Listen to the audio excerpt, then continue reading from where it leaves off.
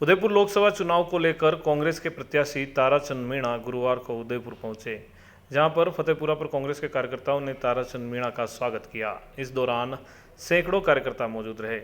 ताराचंद मीणा ने कहा कि उदयपुर एक पर्यटन नगरी है। शहरी क्षेत्रों में तो पर्यटन को लेकर काफ़ी स्कोप है, वहीं ग्रामीण क्षेत्रों में भी पर्यटन की काफ़ी गुंजाइश है।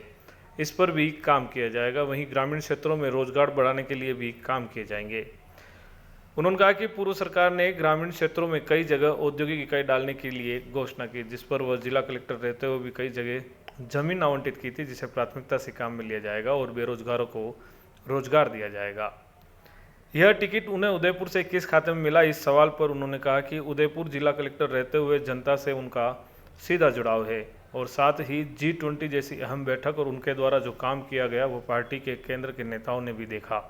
साथ ही कांग्रेस का नव संकल्प चिंतन शिविर जैसे कई काम की तैयारियां भी उन्हें टिकट दिलाने में फायदे में रही है। मुझे बहुत खुशी है कि कांग्रेस पार्टी ने मुझे इस योग्य समझा और उदयपुर लोकसभा क्षेत्र से कांग्रेस प्रत्याशी के रूप में मुझे सेलेक्ट किया और इसकी मुझे बहुत खुशी है। और मुझे इस बात की भी बेहद खुशी है कि प्रशासनिक सेवा में रहते हुए यहाँ काम किया। राजनीति में आने के बाद में और बेहतर मौका मिलेगा और मैं यहाँ के आमजन की और सभी वर्गों की सेवा कर सकूँगा। सर, आप उदयपुर कलेक्टर भी रहे हैं, तो एक अब राजनेता के रूप में आपके हिसाब से उदयपुर लोकसभा का बड़ा मुद्दा क्या होगा? उदयपुर लोकसभा के बहुत सारे मुद्दे हैं जो बड़े मुद्दे हैं। पर्यटन की दृष्टि से आपको पता है कि उदयपुर देश और विदेश में काफ़ी जाना जाता है, लेकिन पर्यटन की में ग्रामीण क्षेत्र में भी पर्यटन का जो प्रसार है आगे बढ़े, उसके लिए कोशिश करनी है। और विशेष रूप से जो युवा है, युवाओं को रोजगार के अवसर सृजित करना। और ग्रामीण क्षेत्र में हमारी जो सरकार थी, गहलोत जी की सरकार ने प्रत्येक उपखंड मुख्यालय पे औद्योगिक क्षेत्र घोषित किए थे। हमने कलेक्टर रहते हुए मैंने भूमि आवंटन भी काफ़ी जगह कर दी थी और ग्रामीण क्षेत्रों में भी इसको उद्योगों को लाएंगे। इसके अलावा यातायात शहर की बहुत बड़ी इशूज़ है, उस यातायात की दृष्टि से भी हम इसमें काम करेंगे। नया औद्योगिक क्षेत्र उदयपुर में डेवलपमेंट करने की कोशिश करेंगे। उदयपुर के लिए हाईकोर्ट की वर्चुअल बेंच के लिए काफ़ी लंबे समय से मांग की, तो इसको भी राष्ट्रीय स्तर पर हम उठाकर जल्दी से जल्दी जो वर्षों पुरानी मांग है इसको पूरा करने की कोशिश करेंगे। झीलें जो उदयपुर की प्राणवायु है, झीलों की स्वच्छता की बात है, उसको प्राथमिकता से देखेंगे। युवाओं के मुद्दे और विशेषतः जो खेल है, राजीव गांधी ग्रामीण और शहरी ओलंपिक खेलों का शानदार आयोजन का सरकार के दौरान हुआ था। 400 के लगभग खेल मैदान भी हमने अलॉट किए थे।